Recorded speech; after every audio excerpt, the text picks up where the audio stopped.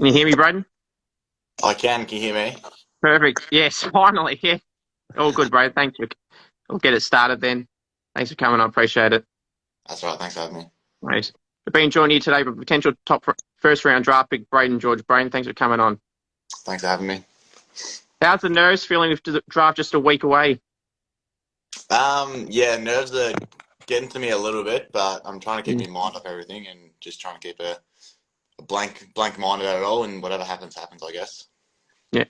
For people that don't know you, you're a powerful forward who can play through the midfield as well, 185 centimetres. How would you best describe yourself if you're describing yourself to someone that doesn't know much about you? I think I'm a bit of a player that plays a bit taller than I am. I can play deep in the Yeah. goal square. I can kind of go up the ground if I need to, but I haven't been able to showcase that. But yeah, I have the ability to go up the ground and play in the midfield if I need to. Obviously, you had some games before the injury that hit goals with bags of fives and six. That I suppose that will give you some confidence that you will be picked up earlier on. But regardless of that, though, it doesn't matter where you pick, whether it's pick one, pick 70, it's still getting picked up is the main thing. Yeah, that's the main goal, just to get in a list and kind of put my best foot forward straight away. If that's just doing me Mm. rehab or getting around the boys, just doing that sort of stuff. But yeah, really can't do much now to do anything more. So yeah, I'll just let it happen. How's the recovery going? Yeah, recovery's going well. It starting to get more normal, which is something that's helped me out a lot. The first couple of Yeah. weeks were pretty ordinary, just sitting in bed, not being able to do much, just getting movement back. But now I'm out in the gym doing a bit more swimming stuff, so really can't complain. How many clubs have you spoke to, and have you got a good indication about where you might roughly go? I've had chats with all the clubs, but Yeah. they all keep their cards pretty close to them. They don't really give you too much. Mm. But yeah, I don't really have any idea where I'll go or Mm. if I'll go. So it's all up in the air still. How, what club did you grow up barracking for as a kid?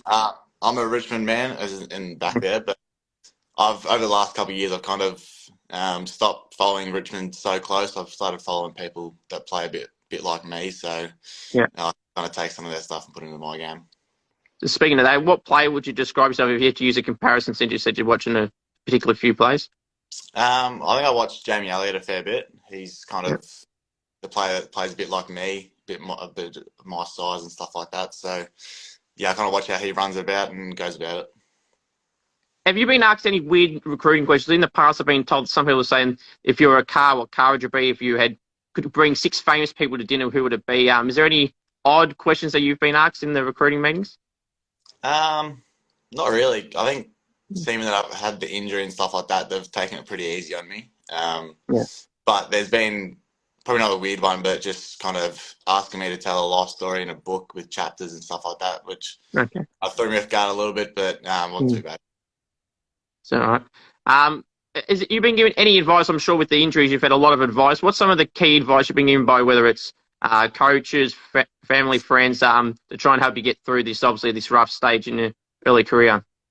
Yeah, I've spoken to Elijah Hollins, plays for the Gold Coast. Mhm. He reached out to me and kind of said to me that it gets easier, so that kind of gave me a bit of reassurance that it's not too bad. And then yeah, like the first couple of weeks were pretty ordinary, but I've got a good support network down here, so if I ever need anything, I can just reach out and ask questions about anyone. So it makes it easier having people close to me that I can kind of reach out to and ask if I'm struggling. So Mm. yeah, it makes it all easier. When I spoke to Mateus, he said he had a lot of self-confidence about himself, and some of the other guys I had on saying they're a bit more conservative. When you're talking about yourself, would you be a bit more conservative talking about yourself, or would you be a bit more self-confident like Mateus is? Um, no, I'm probably not as self-confident as him. Yeah. I kind of don't like talking about myself that much. Yeah. I go about it and let me footy do the talking and do that sort of stuff. But yeah, if I get the chance to Mm. talk about myself, I don't really like doing that. Mm. And any superstitions before games? Um, oh, when I wake up in the morning, I like to put my game day socks on and go for a walk around the house and then take Yeah. them off and check my bag, just little stuff like that. Okay. Who would you say is, outside of Will Ashcroft, who would you say is the best player in this year's draft? Um, I think the best player in this year's draft would probably have to be me country teammate, Jai Clark, I reckon. Mm. Yeah. Most underrated player in this year's draft, someone that may not get talked about as much, or someone that gets talked about but not enough of. Who would you say that would be? Um, I think an underrated person would have to be Toby from Sandy. He killed it at the combine.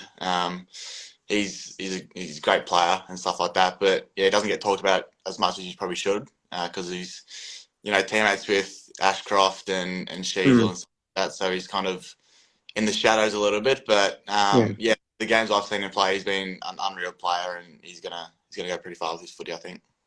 We'll just end with this question. Brains, I appreciate you coming on. Who's the toughest matchup you've gone up against in the short games that you played so far? I think the toughest probably was the first round against Gippy when I had to play against Big Galvo.